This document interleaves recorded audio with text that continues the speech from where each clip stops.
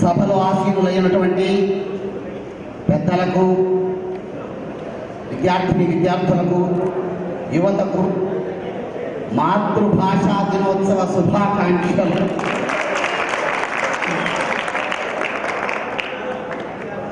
ఎన్నో రాష్ట్ర జిల్లాల నుంచి ఇక్కడికి వచ్చారు.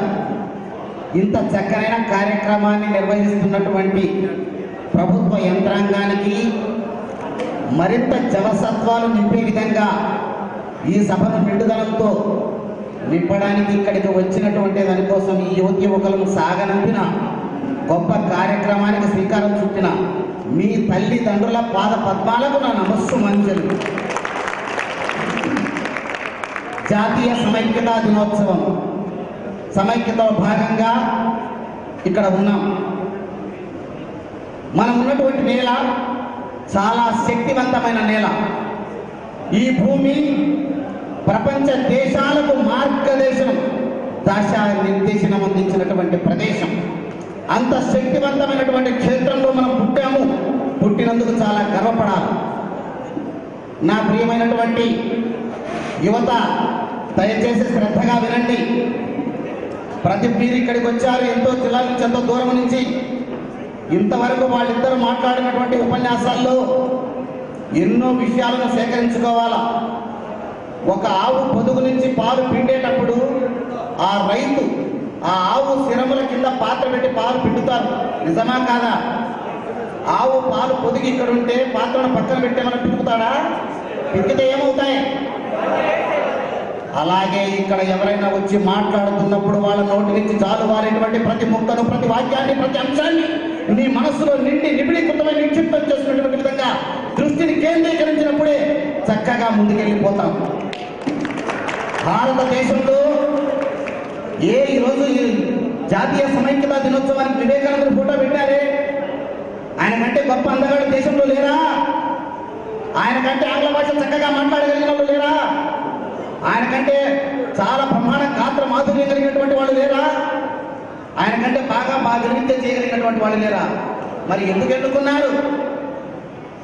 భారతదేశం గురించి తెలియాలి అని మీకు అనుకుంటే వివేకానందుల వారి గురించి చదవండి, వివేకానందుల వారి గురించి తెలుసుకోండి. చాలా భారతదేశం మొత్తము నీకు కరతలా కమలమైపోతుంది. ఎంత శక్తివంతమైనటువంటి అతను ఒక వ్యక్తిగా భావించుకున్నామా మన బ్రతుకు అలాగే తెల్లారిపోతుంది. అతను ఒక వ్యవస్థ. ప్రపంచ దేశాలన్నీ కూడా ఎటువంటి వ్యక్తిని చూడగలిగాము అని చెప్పి అందరూ ఆశ్చర్యపోయారు. అటువంటి వ్యక్తి ఈ దేశంలో జన్మించాడని చెప్పుకొని గర్వపడాల్సిన ప్రదేశం. సమైక్యత అంటే ఏంటి? అందరూ కలిసి ఉండాలని చక్కగా ఎంత బాగా ఉపన్యసించారు. వివేకానందుని మెడలో ఎంత చక్కనైనటువంటి పూమాల వేశారు. ఆ పూలమాలలో చూడండి, గులాబీలు ఉన్నాయి, చామంతులు ఉన్నాయి, చెండుమలు ఉండొచ్చు, జాజి ఉండొచ్చు, అన్నీ ఉన్నాయి. ఉంటేనే అందంగా ఉంది. మరి ఆ పూలమాల అక్కడ ఆ విధంగా ఉండగలుగుతుందంటే కారణం ఏమిటి? అందరికీ తెలుసు. దాని వెనక ఉన్నటువంటి దారం. నిజమా కాదా? అలాగే ఈ దేశం కూడా ఈరోజు ప్రపంచంలో నిలబడి ఉవ్వెత్తున ఎగసిన ఉద్యమాలను కూడా అలాగే తన వ్యక్తిత్వాన్ని, తన స్థిరత్వాన్ని కాపాడుకునేదంటే భారతదేశం యొక్క గొప్పతనం ఏంటంటే జాతీయ సమైక్యత, సమైక్యత, సమైక్యత, సమైక్యత. నా దేశం, భారతదేశం యొక్క పురాతనమైనటువంటి దేశం ప్రపంచంలో ఎక్కడా లేదు. బాగా దయచేసి విద్యార్థులు కొంచెం తెలుసుకోవాలి. మేము ముసలి వాళ్ళం, నాకు వాళ్ళంత అనుభవం లేదు, శక్తి లేదు. నా అనుభవం చాలా తక్కువ. 500 సంవత్సరాల వెనక్కి అమెరికా సంయుక్త రాష్ట్రాలకు చరిత్ర లేదు. 5000 సంవత్సరాలకి వెళ్తే చైనాలో సంస్కృతి లేదు. యూరోపియన్ కంట్రీస్ చరిత్ర కూడా అంతే. భారతదేశంతో అంత పురాతనమైనటువంటి అనుభవం, దాని వయస్సు మీకు ఎవరైనా తెలుసుంటే మీ పెద్దవాళ్ళు ఎవరైనా చెప్పండి, చెప్పండి. నాకైతే తెలియదు. అంత గొప్ప చరిత్ర కలిగినటువంటి దేశం మనకి. మరి మన దేశంతో పోటీ పడిన దేశాలు కొన్ని ఉన్నాయి. మీకు తెలుసా? గుర్తున్నాయా లేదా? ఈజిప్ట్ మన చరిత్రతో, మన సంస్కృతితో, మన సాంప్రదాయంతో పోటీ పడింది ఆ దేశం. ఈరోజు దేశమే లేదు, కాలగర్భంలో కలిసిపోయింది. కానీ చెప్పుకోవడానికి ఆ దేశంలో పైన కనబడుతూ పిరమిడ్లు ఉన్నాయి, భూమిలో శవాలు పాతిపెట్టినటువంటి మమ్మీలు ఉన్నారు. అది మాత్రమే ఉంది ఈజిప్ట్ చరిత్ర నాగరికత. ప్రపంచానికి నాగరికత నేర్పించాము అని చెప్పుకున్నటువంటి రోమ్ సామ్రాజ్యం కూడా ఈరోజు కకాధికమైపోయింది. అలాగే బాబిలోనియా, మెసొపొటేమియా, ఆస్ట్రేలియా, స్లోవేనియా, ఇలా ఎన్నో దేశాలు కూడా కాలగర్భంలో కలిసిపోయాయి. ఇలాంటి 28 దేశాల చరిత్రను అధ్యయనం చేసినటువంటి కార్ల్ ఎడ్వర్డ్ సాగన్ ఎంత చక్కగా చెప్పాడంటే భారతదేశానికి ఉన్నంత చరిత్ర, సంస్కృతి, సాంప్రదాయం ప్రపంచంలో ఏ దేశానికి లేదు అని చెప్పాడు. మరి చరిత్రకారులంతా ఏమన్నారో తెలుసునా? ఎందుకు ఈజిప్ట్ పడిపోయింది, ఎందుకు రోమ్ పడిపోయింది, ఎందుకు? ఇంకొక ఆయన గురించి మీకు తెలుసు, ప్రపంచాన్నంతా జయించాడని బయలుదేరి వచ్చి మొత్తం ప్రపంచాన్నంతా జయించాడు కానీ ఇంకా భారతదేశంలో ఓడిపోయాడు. ఎవరో మహావీరుడు అలెగ్జాండర్ ద గ్రేట్ అని మనం అంటాం అని ఆయన చెప్పుకున్నాడు. ప్రపంచంలో ఎవరు చెప్పలే, వాళ్ళ గురువు చెప్పినాడు ప్రపంచంలో ఏ దేశానైనా ఓడించు, ఒక్క భారతదేశం మీద యుద్ధానికి పోవద్దు అని చెప్పినాడు. అటువంటి గ్రీకు దేశం కూడా ఈరోజు లేదు. చరిత్రకారు ఈ దేశాలన్నీ ఏమయ్యా, నాశనమైపోయినాయి, పొంచబడిపోయినాయి, మనుషులు చచ్చిపోతారు. దేశాలు ఎక్కడైనా చచ్చిపోతాయా? కానీ నేను చెప్పిన దేశాలన్నీ చనిపోయినాయి 28 దేశాలు. దానికి వాళ్ళు చెప్పిన సమాధానం ఏంటో తెలుసా?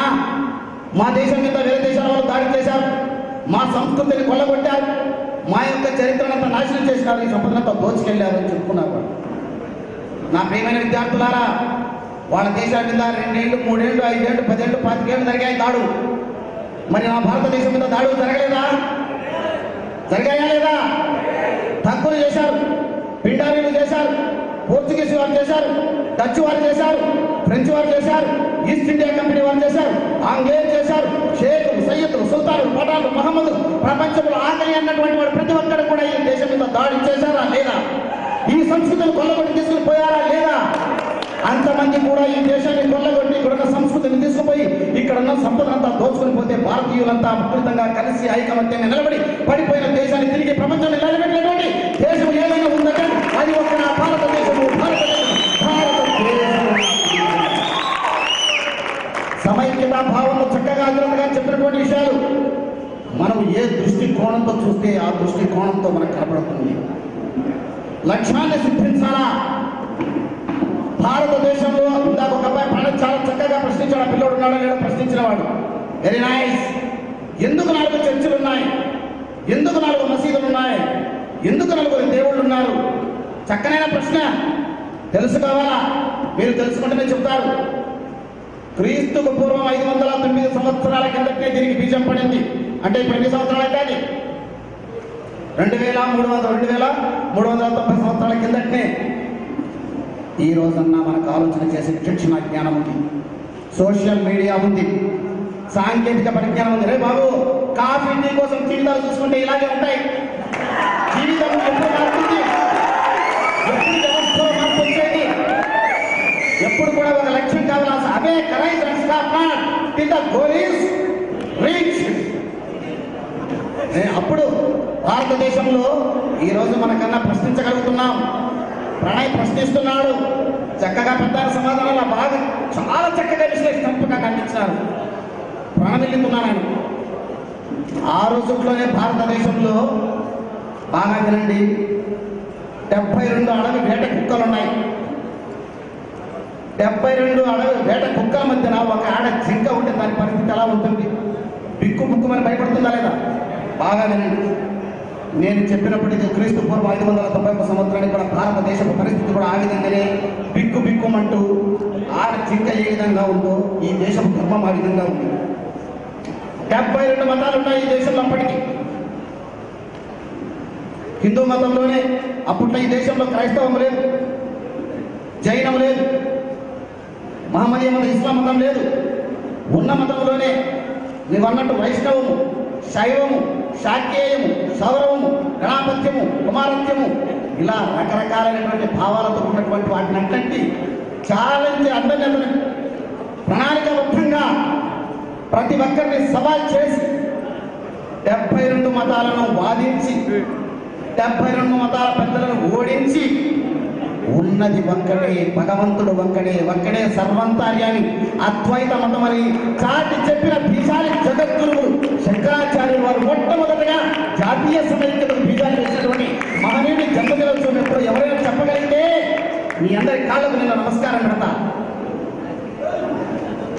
తెలీదు మహాభారతాన్ని రచించినటువంటి వేదవ్యాసుడి పేరేంటి తెలీదు, రామాయణాన్ని రచించిన వాల్మీకి మహర్షి పేరేంటి తెలీదు, కట్టప్ప బాహుబలి ఎందుకు చంపాడు అందరికీ తెలుసు. రాజమౌళి కంటే కూడా ముందని చెప్పేస్తాం. ఎందుకంటే మీ దగ్గర తెలియలేకపోలే. మీ దగ్గర కూడా నిద్రాణమైనటువంటి సృజనాత్మక శక్తి ఉపాధ్యాయుల కంటే గొప్పగా ఉంది. ఇక్కడ మాట్లాడినటువంటి 3 కంటే కూడా మీరు నగదీరులైనటువంటి విద్యార్థులు ఉన్నారు. మీరు మాట్లాడగలిగాడంటే మగాడు లేయాలి, వాడు ఒక్క మగాడు. ఏ విధంగా లేయగలుగుతాడో వాడే దేశాన్ని రేపు పాలించే ఏరిక అవుతాడు. మౌనంగా కూర్చోవడానికి ఇక్కడికి రావాలా? మీరు ప్రేక్షకులుగా వినడానికి రావాలా?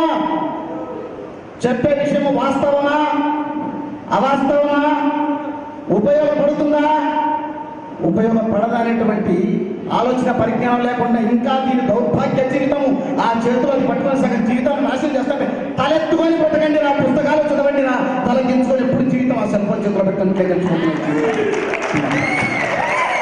ఎప్పుడు వ్యవస్థలో మార్పు వచ్చేది?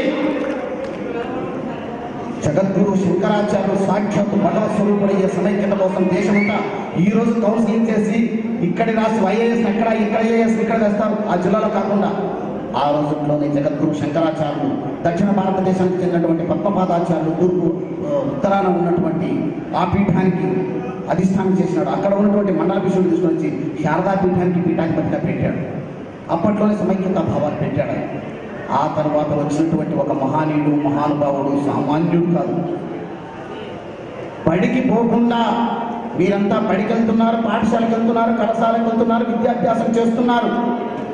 పాఠశాలకు వెళ్లకుండా నోబెల్ బహుమతి పొందినటువంటి గొప్ప మహనీయుడు ఉన్నాడు ప్రపంచంలో. కానీ తెలుసా, పాఠశాలకు వెళ్లకుండా నోబెల్ బహుమతి అంటే సామాన్యమైన విషయమా?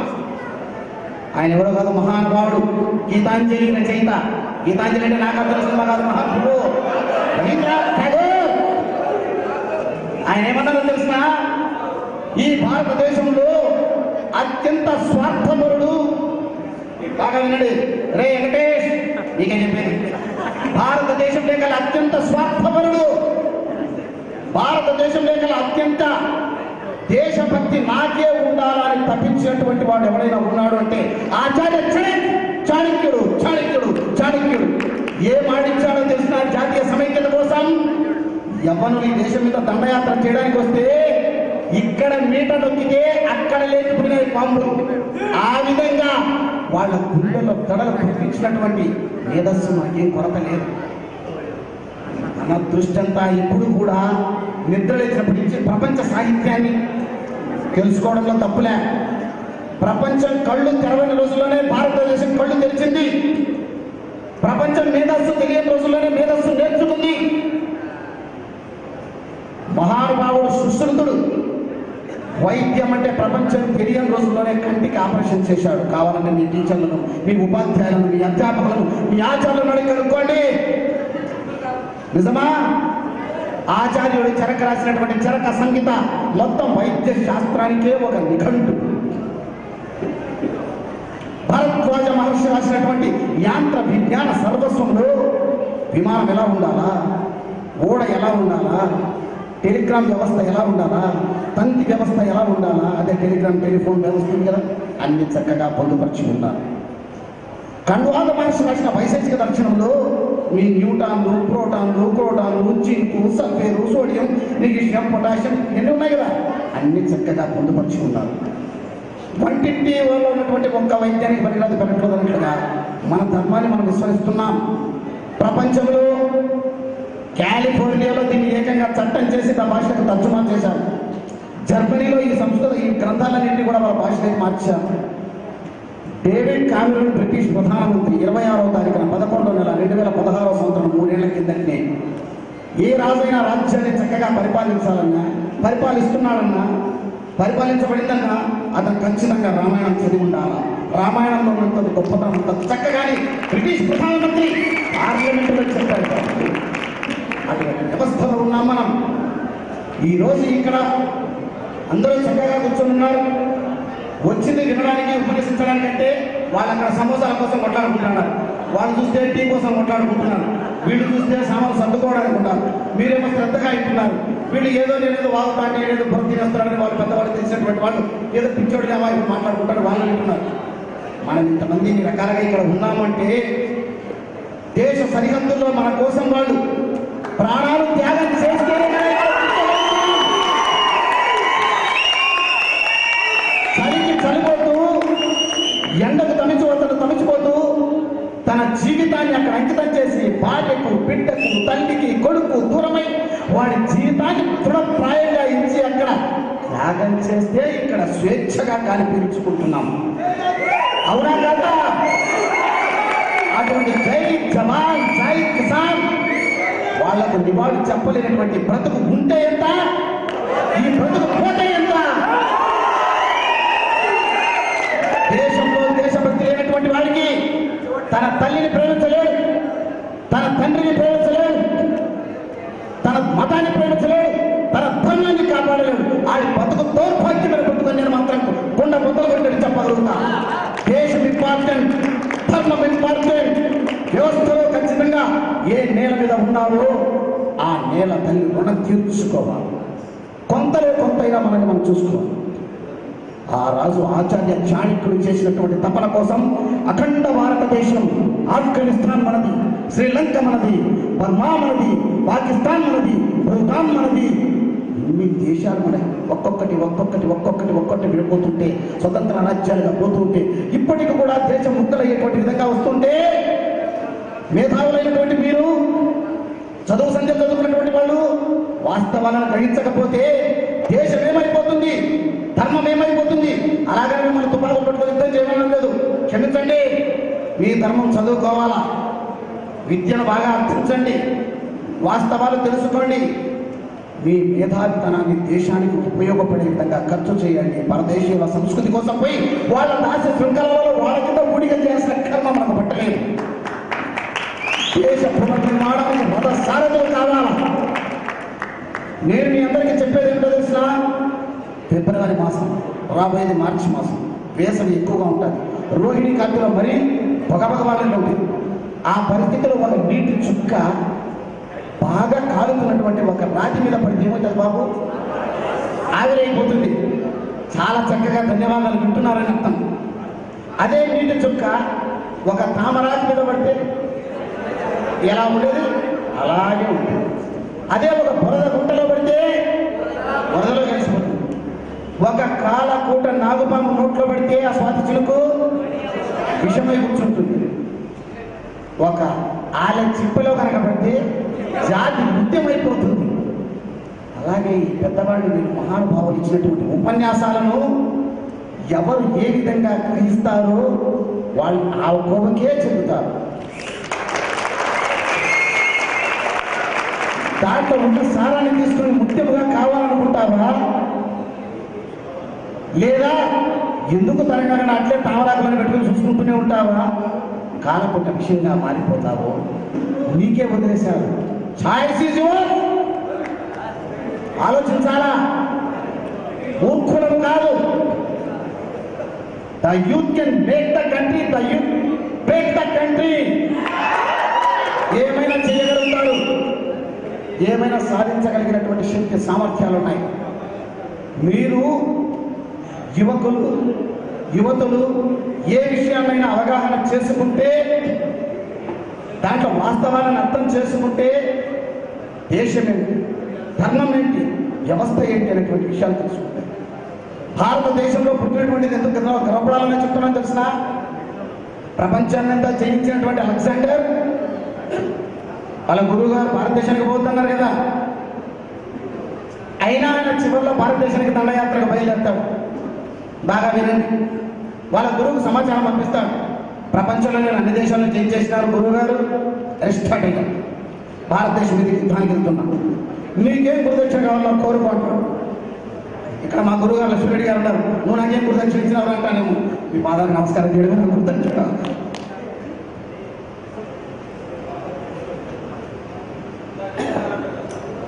అప్పుడు వాళ్ళ గురువు గారు ఏం గురుదక్షిణ చెప్పారో తెలుసా?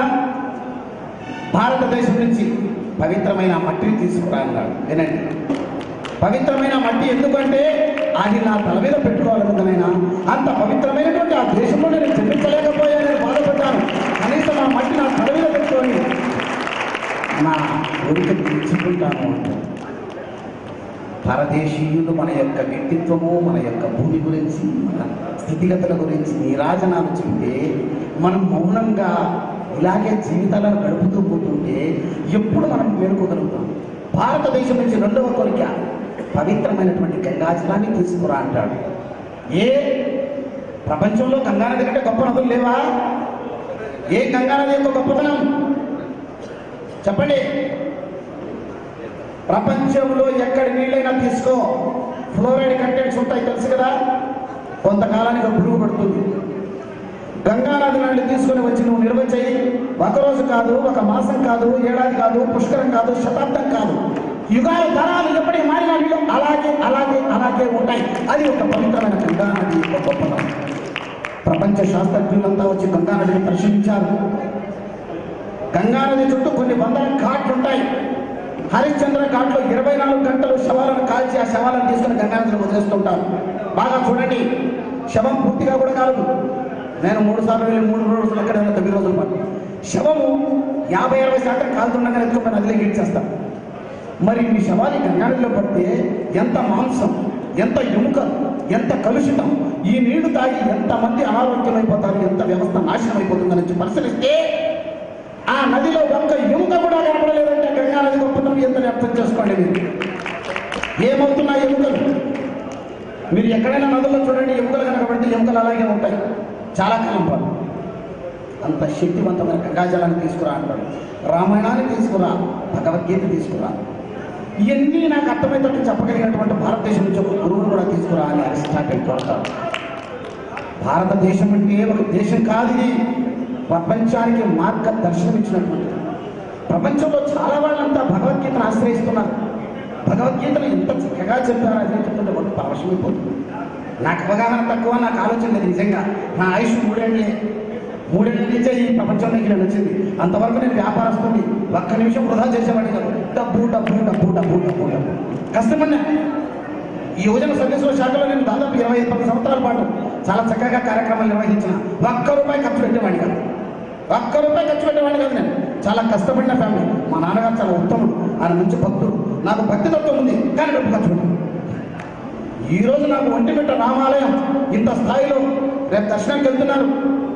ఆ రామాలయం కోసం మొత్తం ఖర్చు పెట్టి ఉద్యమం చేసేది నేనే. నా గురించి నేను చెప్పుకోకూడదు.